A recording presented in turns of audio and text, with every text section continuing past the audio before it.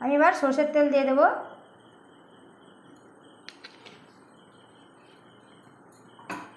এভাবে এক এক উপকরণ দিয়েছি, এবার মাখিয়ে নেবো এভাবে।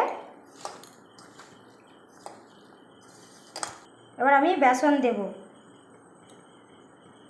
দিয়ে এবার ভালো করে মাখিয়ে নেব। সব মশলাগুলো একসাথে যেন মাংসের মধ্যে মিশে যায়, তার জন্য মাখিয়ে নেব ভালোভাবে এমনভাবে। এবার আমি জল দেব কম কম করে, কম করে মাখিয়ে নেবো। এখন জল দিতে থাকবো আর কম কম করে মাখাবো, বেশি জল দেব না।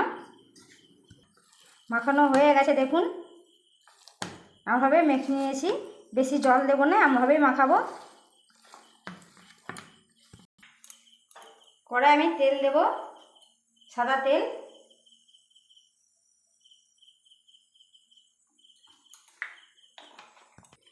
এবার আমি এক একটা করে তেলের উপরে দিয়ে দেব মাংসের টুকরা।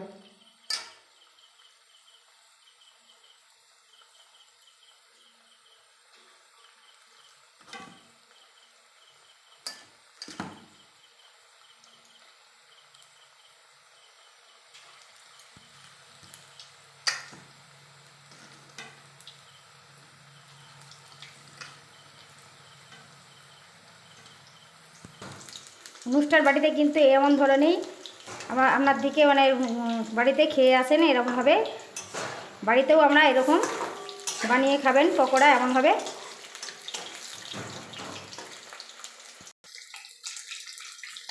লাল হয়ে গেছে দেখুন, এবার আমি নামিয়ে নেব। কেমন হয়েছে দেখুন, দেখুন হয়ে গেছে।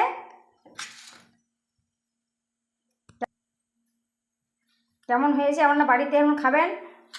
আর তার সাথে রয়েছে দুটো রেসিপি একসাথেই হয়ে গেছে, খেয়ে দেখবেন এবং আপনারা বাড়িতে খুব ভালোই দেখতে লেগেছে।